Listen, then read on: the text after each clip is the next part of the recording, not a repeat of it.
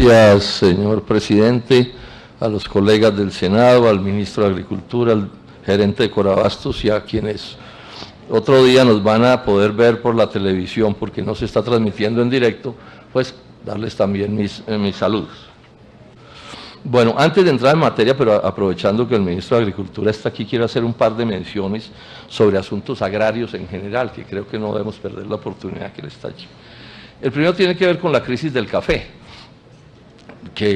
cuyo agravamiento en algo ha disminuido por la devaluación del peso, pero que sigue siendo un problema supremamente grave, ¿no?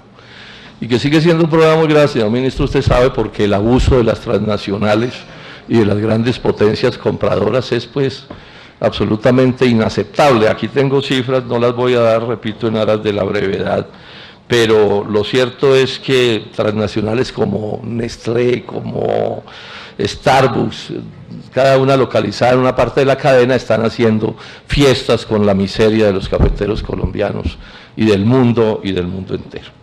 Estando esa situación así, se anunció que el presidente Duque iba a la Asamblea General de la ONU.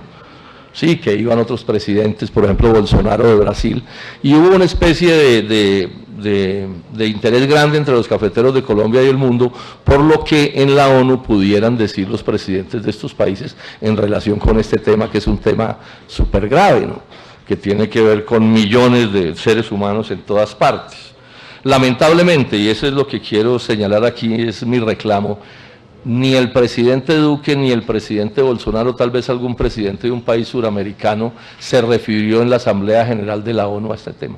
Digo yo, en la Asamblea General, que era donde había que hablar del tema, que era donde había que poner el tema, porque no puede uno entender por qué un presidente de Colombia, ante un tema de tanta gravedad que tiene que ver con relaciones económicas internacionales, guarde silencio.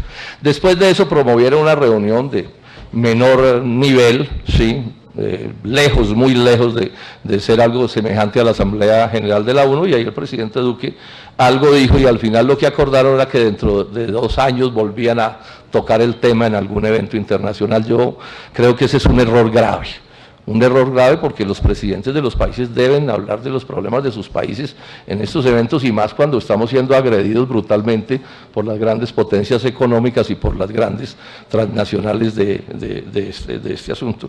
Se equivoca, que es la impresión que tengo además el doctor Duque, si cree que esto lo va a resolver la Federación de Cafeteros. Yo no le voy a quitar a la Federación de Cafeteros ninguno de los méritos que pueda exponer, pero esto es un problema de los estados. O sea, hubo Pacto Internacional del Café, yo lo he estudiado minuciosamente, está por ahí en un libro de mi autoría, pero porque los estados, los presidentes de las repúblicas se apersonaron del tema, o si no, nunca había habido nada. Pensar que una agremiación, por importante que sea, va a poder resolver estos asuntos, eso es una necedad. Se equivoca, es más, la Federación de Cafeteros si asume esa responsabilidad que no le corresponde. Esto es un asunto de las relaciones entre los estados. Y claro, la federación y todos podemos ayudar a que eso salga adelante, porque si ese problema internacional no se resuelve, cada vez los problemas de los cafeteros van a ser más graves y se va a volver inviable la caficultura en Colombia. Entonces lamentemos que el doctor Duque haya perdido esa posibilidad de referirse allí a estos asuntos. En estos días, señor ministro, además salieron un par de noticias en los medios que quiero mencionar porque tienen mucho inclusive como de la picaresca, ¿no? Entonces hay una noticia de Contexto Ganadero, que es como una publicación de Fedegan, donde dice que las exportaciones de carne, de res, se están concentrando en países se han concentrado en países como Irak, Líbano, Rusia, Vietnam, Jordania, Egipto, Birmania, Emiratos Árabes Unidos y Hong Kong. Todos los cuales, colombianos, atérrense ustedes, son países con los que no tenemos tratados de libre comercio.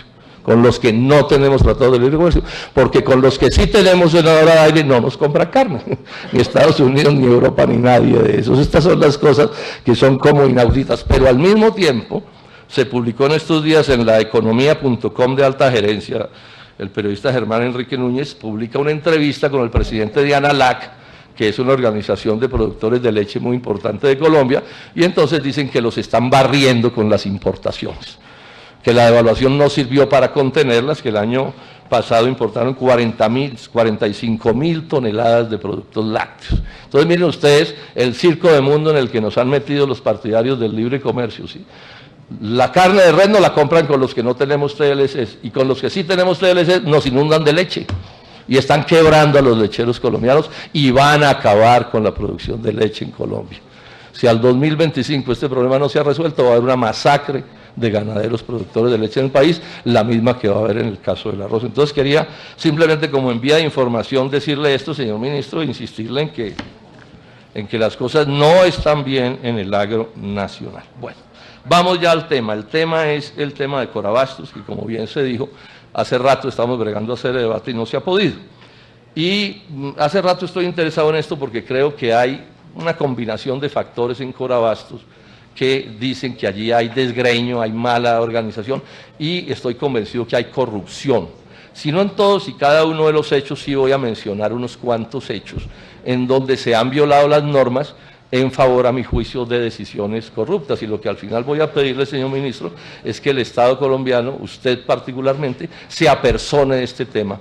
Primero, para que se aclare lo que ha sucedido, y segundo, para que se corrija lo que haya que corregir en este sentido. Bueno, digamos primero esto, para los que no saben, Corabastos es la gran central de distribución de alimentos de Bogotá y de Colombia, la más grande de todas. Tiene que ver con todo el centro del país. Hay 6.500 comerciantes, allí van más de 100.000 personas al día. Al mes se negocian 375.000 toneladas de productos agrícolas. El agro, esto lo quiero enfatizar, depende mucho de lo que suceda allí. Campesinos, empresarios, toda la gente de Cundinamarca, de Boyacá, del Tolima, de todo el centro del país tiene que ver muchísimo con esto. Las ventas al día son del orden de 24.000 millones de pesos y unos 8, casi 9 billones de pesos al año. Entonces, primera idea que quiero expresar, dejar sentada, es la importancia de Corabastos, la importancia estratégica de Corabastos, ¿sí? Y la necesidad de que se cuide, y la necesidad de que no se vayan a tomar decisiones más malas todavía que las que ya se han tomado en relación con Corabastos. Lo segundo es esto: ¿quién manda en Corabastos? Si fuera por acciones no mandaría el Estado, pero ahí hay una decisión tomada desde hace mucho rato y legalizada que dice que la mayoría de los accionistas los ponen entre el gobierno nacional, que es el que más pone, la gobernación de Cundinamarca y la alcaldía de Bogotá, y unos privados que no tienen, digamos, la capacidad de decisión. O sea, y yo estoy de acuerdo con eso, la capacidad de decidir allí está concentrada en el Estado colombiano en general, en estas tres partes, ¿sí? Y yo puedo asumir, y por eso lo cité a usted, señor ministro, y no a otros funcionarios, es que la voz cantante la tiene el ministro de Agricultura. O sea, en ese tripartito de sector oficial, creo yo, y así debería ser, que quien defina la línea sea el ministro de Agricultura. Entonces, repito, por eso lo invité a usted. Allí lo que principalmente vamos a mirar es un contrato que se conoce con el nombre del contrato de la malla vial, sí, que es un contrato que data del 2005, para recuperar los pisos, las áreas de rodamiento dentro de la central. La central es enorme, la central tiene 40 hectáreas de grande, 40 hectáreas de grande. ¿Cómo? 42, bueno, ahí está el detalle, 42, pero bueno, en números redondos 40 hectáreas, ¿cierto? O sea que estamos hablando de una cosa de una inmensa importancia.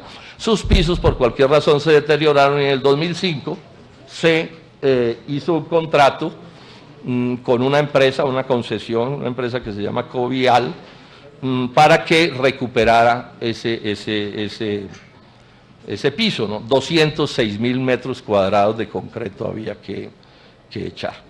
Ese fue un contrato que se sumó a otros contratos ilegales, a mi juicio, y hoy todo sumado a precios de hoy, ahí hay un negocio con esa empresa de casi 1 billón, números redondos, 918.000 millones de pesos. O sea, estamos hablando de negocios de gran importancia. Las obras empezaron en el 2006, es un contrato a 20 años porque también tiene que ver con la construcción y el mantenimiento de esas obras, y se aprobó que se financiaría esa obra coloquialmente los llaman con los peajes, pero realmente no son peajes, es un cobro que hay en la puerta de Corabastos. Usted para entrar tiene que pagar, desde las motocicletas hasta los camiones más grandes tienen que pagar, llamémoslo un peaje, pero es más bien como un parqueadero, pero bueno, llamémoslo peaje, no importa, lo que importa es que es la ciudadanía la que paga ese acceso y por su derecho a estacionar, y con esa plata se está financiando el peaje. Lo primero que yo quisiera que las autoridades investigaran con toda seriedad, que no lo han hecho a mi juicio, y se lo pido también a la gerencia de Corabastos, es por qué ese contrato, que es un contrato de 206.000 metros, se pactó para hacerse en 13 años, señor ministro. 13 años para hacer 206.000 metros. O sea, 206.000 metros no es una cantidad de obra inmensa, pues a uno le puede sonar mucho, pero cualquier carretera en un pedacito tiene 206.000 metros, ¿sí? A un promedio de 15.800 metros cuadrados por año. Todo esto en detrimento del funcionamiento de la central, claro, porque eso no se arreglaba y eso era sufrimiento y problemas allá adentro por razones absolutamente obvias. 15.800 metros cuadrados en promedio al año. Eso es realmente muy escaso. Por ejemplo, la fase 1, que fue entre el 2006 y el 2009, fue de 34 meses, con un promedio de metros cuadrados de concreto de 1.500 metros mes. O sea, en el mundo de hoy, en Bogotá, con los equipos de hoy, o sea, ahí hay una cosa que es bien extraña. Hubo otros contratos, por ejemplo, el de los tramos 11 y 28, son nombres que se les dan, a 50 meses, 5.000 metros, eso da 101 metros cuadrados por mes.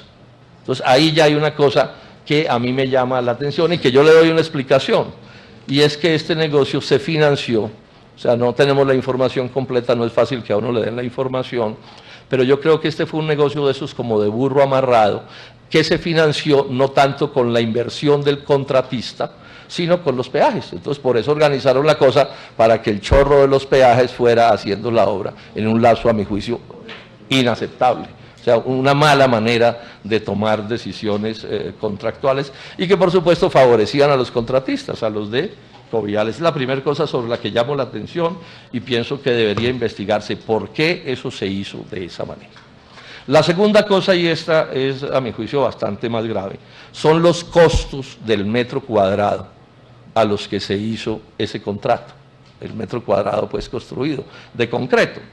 Ese es un concreto, no tengo las especificaciones en detalle, pero no consulté con ingenieros, yo soy arquitecto, algo entiendo, no veo por qué tenga que ser un ingeniero de especificaciones, de un contrato, un concreto de especificaciones muy extrañas. Inclusive, por ejemplo, me sorprende que el grueso de los vehículos que entran ahí ni siquiera son camiones muy pesados, ¿no? Los carros más pesados, por ejemplo, en un mes, que tengo aquí las cifras, en noviembre del 2014, son 1.800 vehículos, mientras que entran 121.000 automóviles y motocicletas, o 127.000 camperos. ¿Sí? Entonces, digamos que ese es un concreto más o menos común y corriente en el mundo de la ingeniería. ¿Sí? Bueno, entonces, ¿a cómo terminaron contratando ese concreto? En el contrato básico. 342.000 millones de pesos en pesos del 2004, porque está todo organizado así, 206.000 metros cuadrados, eso quiere decir que vale a 1.6 millones de pesos el metro cuadrado. 1.6 millones de pesos el metro cuadrado. Y ahí no hay puentes, ni viaductos, ni túneles, ni nada, ¿cierto? Porque voy a comparar esta cifra con los costos de carreteras. Y ustedes van a ver que realmente la cifra es muy alta. A pesos del 2019, señor ministro, este año, quiere decir que es a 3.3 millones de pesos el metro cuadrado. Un metro cuadrado es como esto, ¿no? ¿Cierto? 3.3 millones de pesos el metro cuadrado. De concreto, de piso, estamos hablando de pisos. ¿Cómo? A pesos de hoy, sí. O sea, a pesos del 2004, 1.6 millones. Y a pesos de este año, a 3.31. Bueno, hicimos el ejercicio de comparar esto con otros precios, ¿cierto? Esto, por supuesto, que una entidad como la Contraloría o alguien pues puede hacer cálculos mucho más precisos que los que podemos hacer en una oficina como las nuestras. Pero estos cálculos ilustran lo que quiero decir. Por ejemplo, en la vía Honda Manizales, entonces 3.300.000 en la malla vial de Corabastos. Honda Manizales, costo por metro, 1.2 millones de pesos, 63% menos, sí, que lo que se pagó en Corabastos. Mosquera Napoima, 31% menos, pues el costo de la carretera, sí. Armenia Pereira Manizales, 94% menos. Todo en pesos de hoy, ¿no? O sea, digamos, no tenemos todo el detalle que puede tener pues la Contraloría, pero todo esto está rigurosamente hecho por nuestros economistas, ¿cierto? Sí. Girardot Ibagué Cajamarca, 75% menos. Ruta del Sol 1, 18% menos. Ruta Caribe, 82% menos. Y hay unas que son más costosas, por ejemplo, Bogotá-Villavicencio, 45% más. Bogotá-Villavicencio, pero si uno conoce los enredos de Bogotá-Villavicencio, pues esa es una vía de condiciones pues por completo excepcionales. Bogotá-La Vega-Villeta, 7% más. ¿Sí? Entonces, yo me atrevo a afirmar que estos precios no corresponden con la realidad. Esa es una acusación que hago precisa para que la investiguen los organismos del control. O sea, ¿cómo explican estas diferencias de precios? Contra carreteras que, repito, tienen obras de arte, tienen puentes, tienen viaductos, tienen derrumbes, o sea que hay que llevar el concreto 50, 100 kilómetros, etcétera, ¿sí? A lo que estamos hablando aquí de una obra mamey, digamos. O sea, hacer un pavimento en Corabastos, eso no tiene el menor misterio y es una obra de cero riesgos, porque ahí no puede pasar nada, digamos, imprevisto. Pero además, este es otro punto que voy a señalar, señor presidente, que es escandaloso. ¿Cuál fue la TIR con la que se cerró ese negocio? La TIR, o sea, la tasa interna de retorno, o sea, la ganancia. Esos negocios se hacen así, ¿no? O sea, el contratista se le asegura en las cuentas, en los costos, una determinada ganancia, que se llama la TIR, la tasa interna de retorno, la tasa de ganancia. Bueno, lo corriente hoy en Colombia es que esas tasas para este tipo de negocios se negocien entre el 5 y el 9%. ¿Sí? Esa es una tasa interna de retorno razonable. Entre el 5% y el 9%. Pues bien, aquí la negociaron al 14%. Al 14% de tasa interna de retorno. 14%. Eso es un abuso. Aquí en Cafarnaún, ¿quiénes eran los que estaban haciendo ese negocio? Nos lo explicó un profesor de alguna universidad bien importante, dijo, una de dos, o unos ignorantes absolutos o unos vivos como aviones, hola. Pero pónganle cuidado porque alguien podrá decir, no, pero ese es un debate, senador Robledo. ¿Saben qué pasó en el 2015? En el 2015, entonces, asesores de Corabastos miran ese negocio con detalle, ¿cierto? Y ven que es una monstruosidad la tasa interna, pero además porque descubren una cosa, si se mantenía la tasa interna del 14%, para asegurar esa tasa interna de retorno, el contrato no podía durar 20 años, sino 150 años. 150 años para poder satisfacer la ganancia que se pactó en el contrato que se firmó en el 2005. Y entonces no tuvo alternativa distinta, no tuvieron alternativa a los señores de Covial que sentarse con Corabastos y reducir esa tasa por mutuo acuerdo. Redujeron la tasa del 14% al 7.6%, o sea, en números redondos a la mitad, por mutuo acuerdo. ¿Cómo sería el espanto que había? ¿Cómo sería el miedo que le tenía a que eso se volviera un pleito? Porque claro que en un pleito están muertos. ¿Cómo pueden justificar estas cosas que yo estoy mencionando y particularmente esa tasa interna de retorno? Pero ojo, esto tiene otra cosa, otro torcido a mi juicio, que voy a ampliar ahorita, pero que desde ya lo menciono para que se entienda. A ese negocio, ilegalmente, violando las normas, le han metido desde que se firmó el contrato en el 2005, 21 otros SIS. 21. Dice la Contraloría, y ahora lo voy a leer, ese contrato no se parece en nada, lo que hoy hay en ejecución no se parece en nada a lo que se firmó en el 2005. Y entonces, ojo con esto, ¿sí?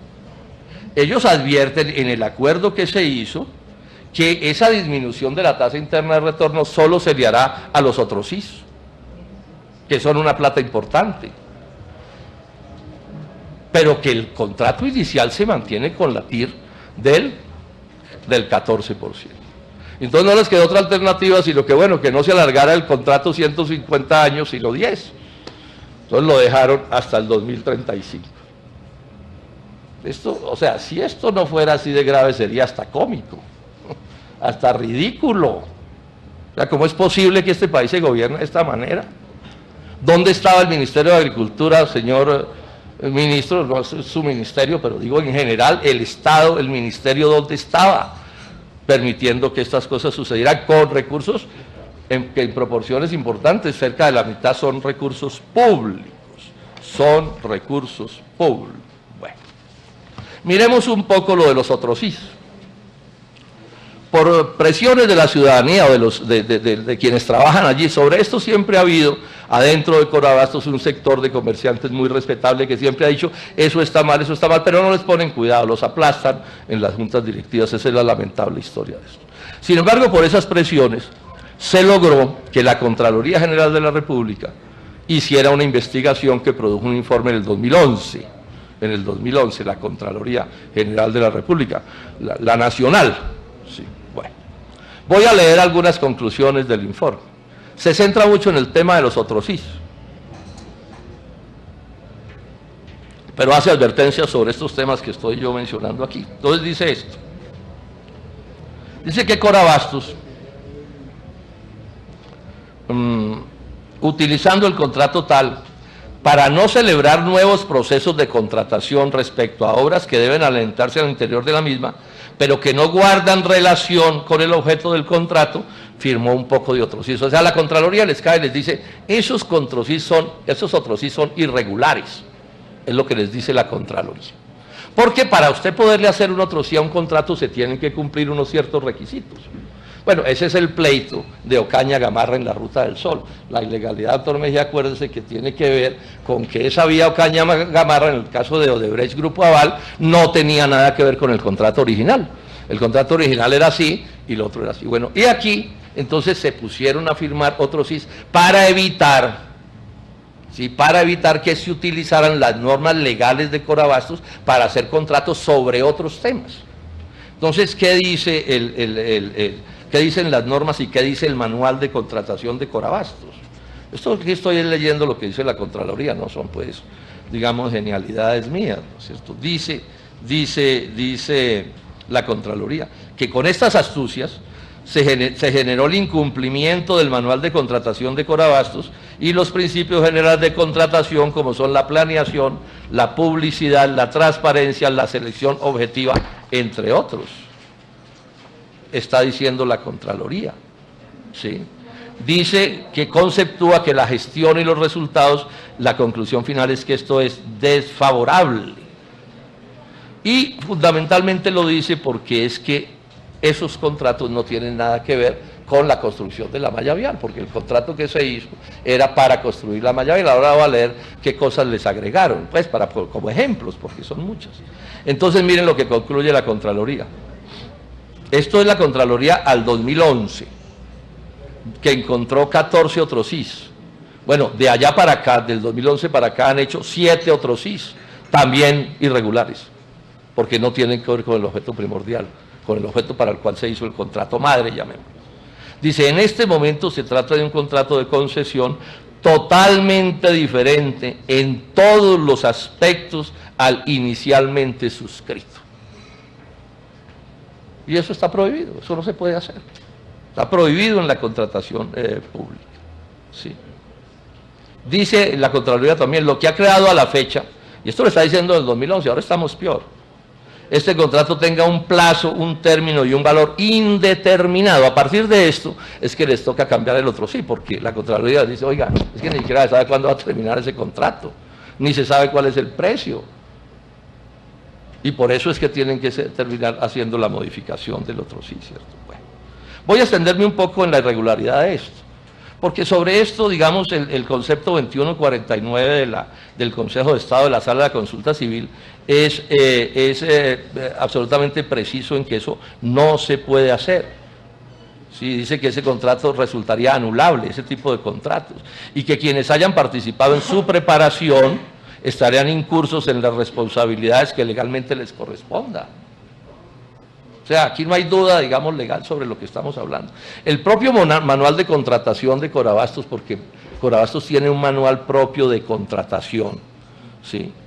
Entonces dice que para poder hacer esas adiciones, que digamos que se pueden hacer si se hacen bien, lo primero es que tienen que tener las autorizaciones, ¿cierto? ¿Sí? Pero concluye, los eventos deben tener una clara relación con el objeto del contrato y tratarse de obras, bienes o servicios que sirven para lograr el fin esencial propuesto con la celebración del contrato adicional.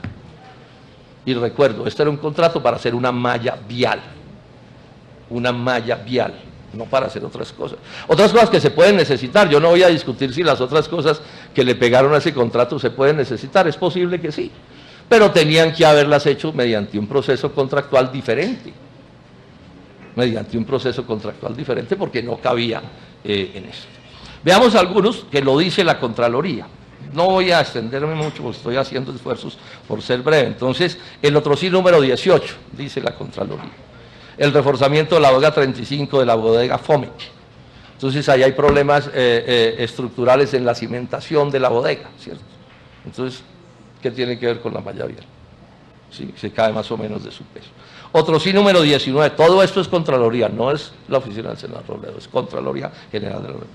Otro sí número 19, adicionar la adecuación y sistematización de las puertas peatonales y la modernización del centro de control. ¿Qué tiene que ver con el piso de un asunto de estos? Las puertas de acceso peatonal al centro. ¿Y qué tiene que ver con la modernización del centro de control? ¿Sí? Es más, lo de las puertas, por ejemplo, entonces ahí hay una puerta principal que ni siquiera han hecho, ¿sí? Y estamos hablando de un contrato de hace 4 años. Bueno, esto no solo tiene el problema de la ilegalidad, sino que tiene que ver el problema de los recursos. Es que hacer obras innecesarias, pues es una cosa que no se debe hacer. Ojalá todos ustedes vayan alguna vez a Corabastos. Ustedes van a ver un sitio vibrante de gente trabajando, luchando, desde las 2 de la mañana. Eso es una cosa realmente impresionante lo que sucede allí. Vale la pena conocerlo. Pero si ustedes se fijan también, van a ver que se trabaja en unas condiciones muy duras, ¿no? De incomodidad, de cosas que no deberían ser como son, pero de muchos tipos, ¿no? Porque pues los recursos no sobran o no alcanzan, y cómo van a alcanzar o van a sobrar con esta historia de estos contratos. Eso no es posible que eso suceda. Entonces a Corabastos le hace falta inversión en cosas claves que tienen que ver con la vida de quienes trabajan allí. Ojalá lo fueran y lo vieran, para que ustedes vean las condiciones ignominiosas en las que muchas circunstancias los compatriotas tienen que trabajar. Condiciones absolutamente inaceptables. Algún ministro, Juan Camilo Restrepo, consideró que ciertas zonas de esa institución, no por culpa de quienes trabajan allí bien, pueden asimilarse a ratoneras. Fue la palabra que él usó, no es una palabra de mi cosecha, la cito porque es de él, para que se entienda las dificultades que allí se viven, ¿sí? Que viven compatriotas que están haciendo trabajos importantísimos, así no pertenezcan pues a la élite económica de Colombia. Ese es otro problema. Ese es un sector de sectores populares en general los que están allí de una u otra manera. Entonces, y encuentro cosas, ¿sí? Por ejemplo, la última vez que estuve, entonces una plazoleta, acaban de hacer una plazoleta muy bonita. Yo soy arquitecto, entonces yo entiendo esas cosas, y la verdad es que la plazoleta les quedó bonita, llena de baldositas de colores, ¿cierto? Sí, muy bonitas, pero yo sí con toda la franqueza le digo, señor gerente, pero si no, porque, o sea, si usted va a la casa de un súper rico y todo está en mármol y no sé qué, y si ese más, pues uno dice, chévere, el tipo tiene con qué, a mí esas cosas no me molestan, ¿sí? Pero meterle eso a Corabastos cuando estamos hablando de estas necesidades, yo creo que esa es una equivocación. Ahí hay un problema de enfoque, pero además se corre el riesgo de que esa plazoleta tengan que tumbarla en 5 años, ¿sí? Por cosas que están sucediendo allí de reformas que puede terminar sufriendo Corabastos.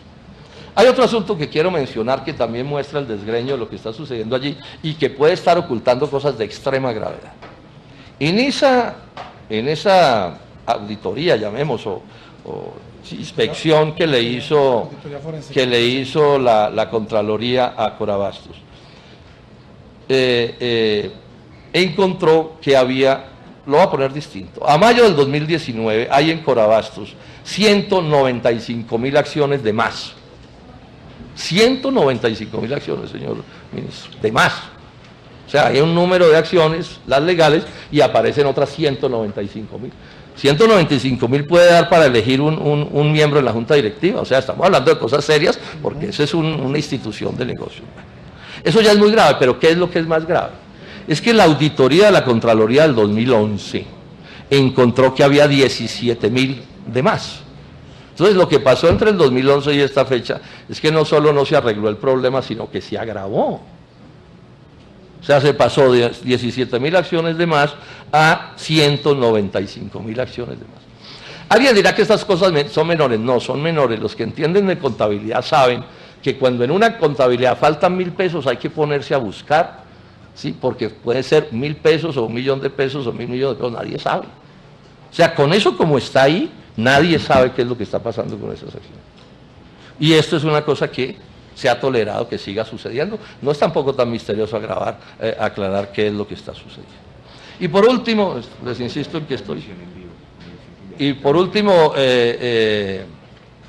una última cosa que también es supremamente grave que ha sucedido allí. Bueno, uno de esos, un negocio distinto, no es parte de los anteriores, de los otros sí, es un contrato que hizo Corabastos para construir un parqueadero en un sitio de Corabastos, el parqueadero número 3, la zona verde, no sé qué, ¿cierto? Es un contrato con una empresa que se llama Corapark, ¿sí? Bueno, contrato pues de cierta importancia. Bueno, ese contrato fue denunciado por Corabastos porque encontraron que había una falsedad en el contrato inicial, ¿sí?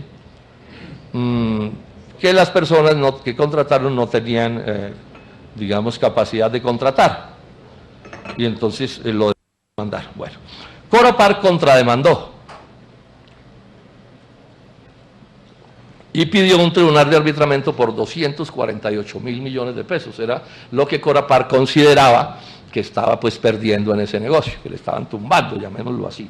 Bueno, la Junta Directiva de Corabastos en el 2016 tomó la decisión de endeudarse por 6.000 millones de pesos para pagar los abogados que debían atender pues la demanda que les pusieron los otros. Bueno, según el artículo 16 del manual de contratación, se ha debido convocar a un concurso, a una licitación para escoger la firma de abogados que se encargaría de atender ese caso, que era un caso pues de importancia. Bueno, sin embargo, la decisión que tomaron fue que no, escogieron a dedo. Escogieron a dedo a quien presentó una oferta, al doctor Enrique Vargas Lleras, ¿sí? Porque él tenía, digamos, una reputación ganada de que esas cosas las hacía muy bien, y entonces, como era persona natural, entonces no había necesidad de hacer, digamos, convocatoria o concurso, algún tipo de concurso, fue la explicación que se dio, ¿sí? Pero resulta que cuando se adjudicó, no se le adjudicó a él como persona natural, sino que se le adjudicó a Vargas Abogados y Compañía Limitada. Vargas Abogados y Compañía Limitada. Entonces, ahí hay un asunto para esclarecer con todo rigor y seriedad. O sea, esa contratación se hizo ajustada a derecho y a las normas que debían ser, o no. Pero yo diría que esta es la parte menor de este asunto. La parte mayor de este asunto es la que les voy a contar, porque esta sí es como, mejor dicho, tan increíble como la TIR del 14% y como las otras historias que he contado aquí. Bueno, como la acusación de Corapar fue a un tribunal de arbitramiento, pues el tribunal de arbitramiento se constituyó. Pero esos tribunales no son gratuitos, los tribunales cobran por hacer su oficio. Y entonces ese tribunal cobraba, sí, 1.760 millones de pesos a cada una de las dos partes para poder montar el tribunal. 1.760 millones tenía que poner Corapar y 1.760 millones tenía que poner Corabastos. Pero bueno, por la razón que sea, los de Corapar se mamaron Y dijeron, no, nosotros mejor no ponemos la plata. Yo creo que se dieron cuenta que no tenían ninguna posibilidad de ganar. Y dijeron, para botar esta plata a la caneca, mejor no nos metamos.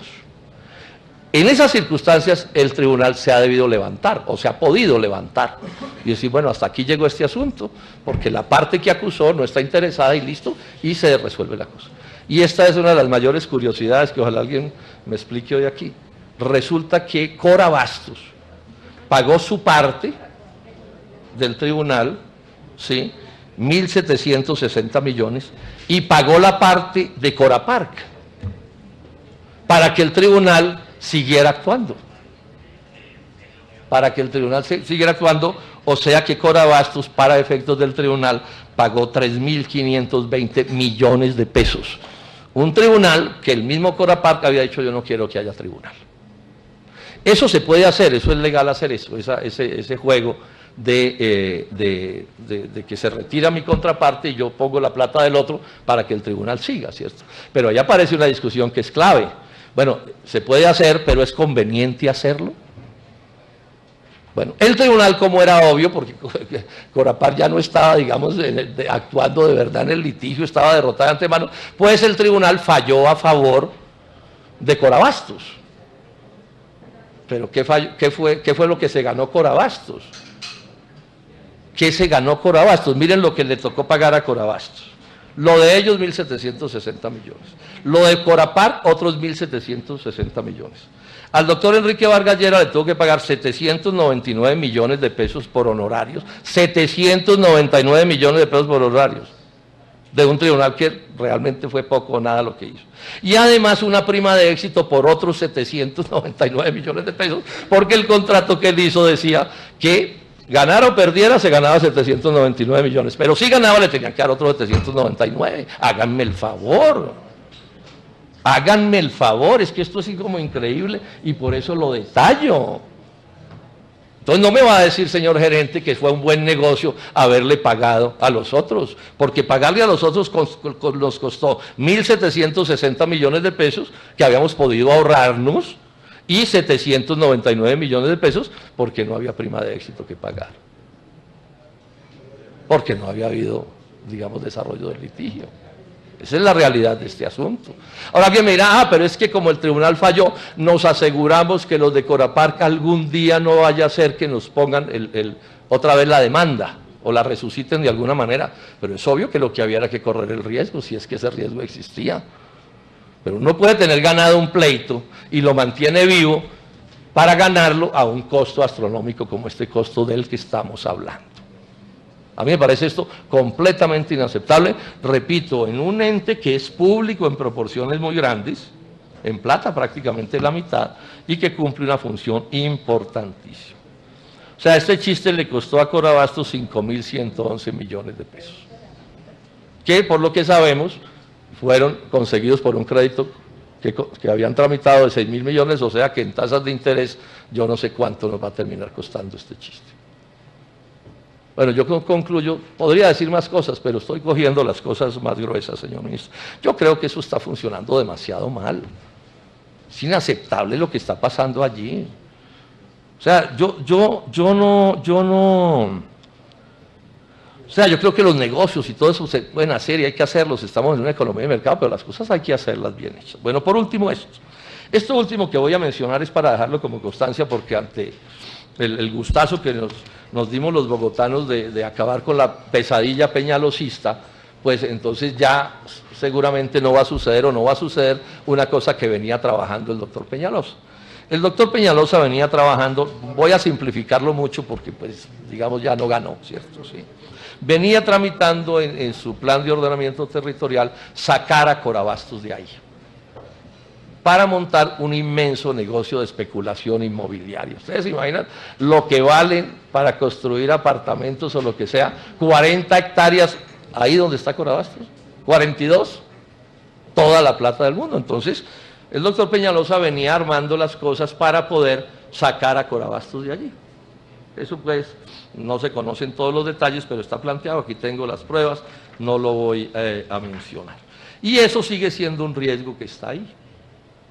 ¿Por qué? Porque claro, a cualquier urbanizador, especulador inmobiliario se le hace la boca agua comprar suelo a precio de comercio de pobres, porque así aparece Corabastos como un suelo a precio de comerciantes pobres, ¿sí?, para convertirlo en proyectos de vivienda. 40 hectáreas, ese podría ser el negocio inmobiliario más grande de Colombia. Y la amenaza sigue allí, porque el poder de estos, digamos, gentes del negocio inmobiliario es supremamente grande. Han amenazado a la propia Universidad Nacional de Colombia, ese es otro lote al que le están echando ojo.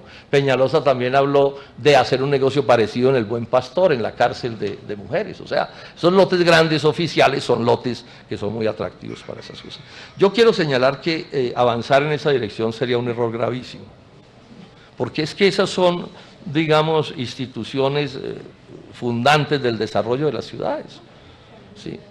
Ese es un primer criterio, o sea, que eso esté localizado en ese sitio central, llamemos, dentro de Bogotá, es mucho mejor que hacer el cuento que nos echan. No, quitémoslo de ahí y hagamos ahí unos edificios bien bonitos, y bueno, y con Corabastos hacemos, no, pues mándenla para Funza, o para Zipaquirá, o para no sé dónde, y eso es un error de planeación gravísimo. O sea, ese cuento de que las instituciones deben salir de las áreas más centrales, irse cada vez más lejos, lo único que hacen es, en este caso, complicarle la vida a todo el mundo, empezando por los propios comerciantes que están allí, que deben ser respetados. Ahora, eso siempre lo hacen con el cuento de, no, es que nosotros les pagamos eso a valor comercial, su suelo ahí, ¿cierto? Que es al final lo único que vale, los edificios no valen. Pero mire, senadora Aira, para que usted le eche ojo, yo he venido denunciando una cosa que hay aquí, que es un truco que a mi juicio se debía legislar al respecto, senadores. Es el cuento de que al que lo van a sacar de una tierra, porque van a hacer una represa o un desarrollo inmobiliario, entonces le dicen, no, tranquilo que le pagamos la tierra a lo que valga hoy, pero con un secreto y un engaño muy grande, es que el que la compra no la va a revender al precio a que la compró, sino que la va a revender con inmensas utilidades. Eso constituye un fraude.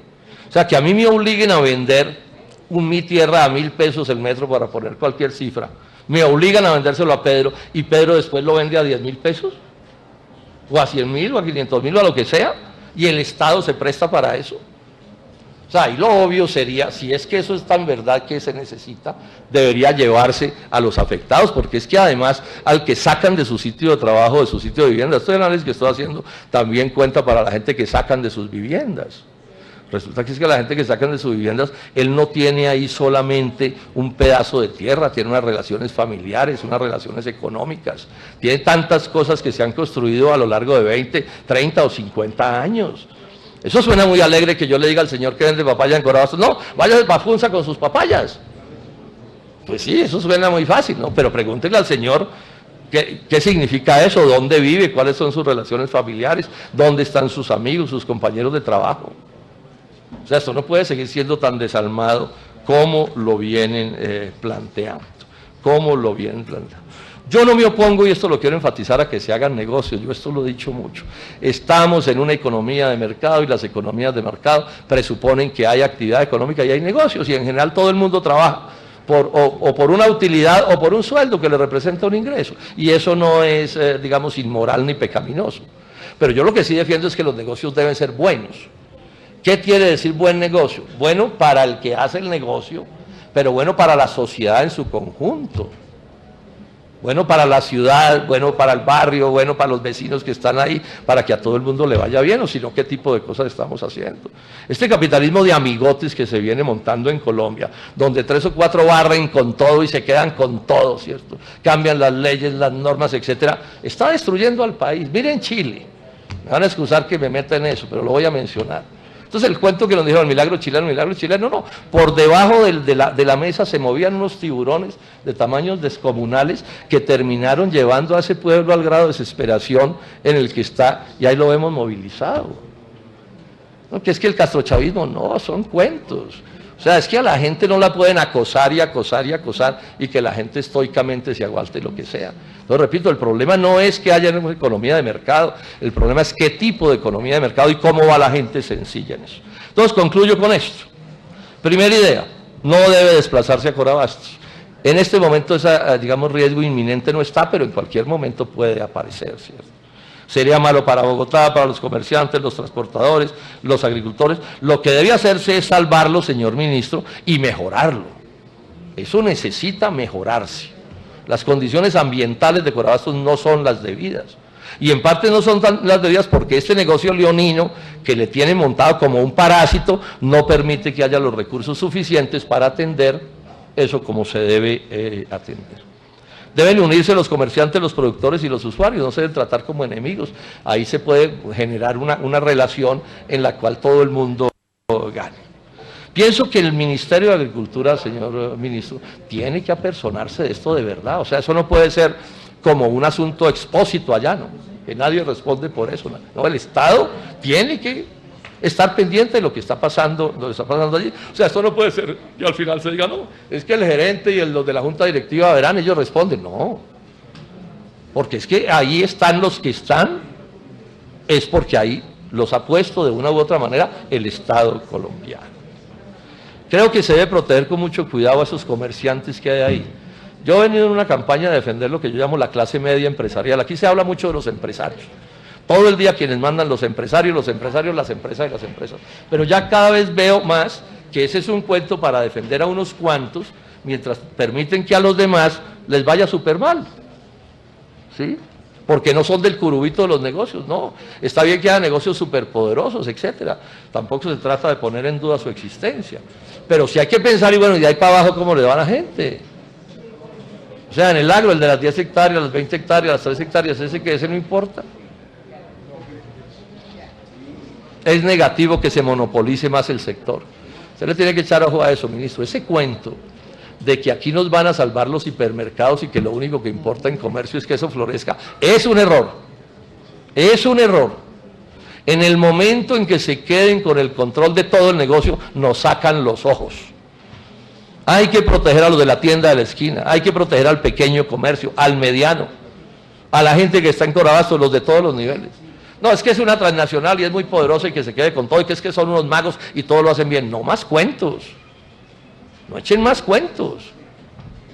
Porque esos cuentos no resisten análisis. Por último es esto. Yo creo que cosas muy graves están pasando o han pasado en Corabastos y que hay que bregar a resolverlas. Resolverlas, a mi juicio, quiere decir que ese contrato de Covial debe ser demandado, señor ministro. Yo creo que usted, el Ministerio de Agricultura, debe tomar las decisiones que sean del caso para aclarar y demandar ese contrato. Ahí hay demasiadas cosas irregulares que el país o los colombianos tenemos derecho a saber cuáles son y qué fue lo que pasó. Y todo lo irregular que hay allí hay que demandarlo. Ahí hay una cosa que legalmente tiene nombre, ministro, eso se llama un contrato que provoca un desequilibrio económico. Eso es lo que hay ahí, un desequilibrio económico. O sea, Covial está tumbando a Corabastos desde hace ya 15 años. Y la va a seguir tumbando hasta el 2035. Y eso debe ser corregido. Que se ganen su plata, la que corresponde, bueno, pues que se la ganen. Pero ahí hay cosas que son por completo inaceptables. A eso le cabe también una acción popular. Que si el Estado no actúa, la pongo yo, pero ustedes deberían actuar. Es que ese es su deber, además porque terminamos ahí porque el Estado no actuó. Usted me dirá, no fui yo, pero es que resulta que usted responde es por el Estado. Sí, entonces, aquí nos toca a todo el mundo casi. La Contraloría General de la República, esto la Contraloría General se lo pasó a la Contraloría Departamental. Yo propongo que regrese a la Contraloría Nacional, para que nos aseguremos que las cosas se puedan hacer como se deben hacer. Porque los poderes políticos que hay allí son muy grandes, ya lo hemos visto. Los poderes descomunales, entonces son como intocables. Y no debió haber entes del Estado colombiano, pues, o donde el Estado tenga una participación muy grande que sean intocables. Bueno, señor presidente, muchísimas gracias. Este era el debate que quería hacer e insisto, ahí hay muchos problemas y hay que ponerse en la tarea de arreglar esos problemas, a mi juicio, con los criterios que he planteado. Muchas gracias.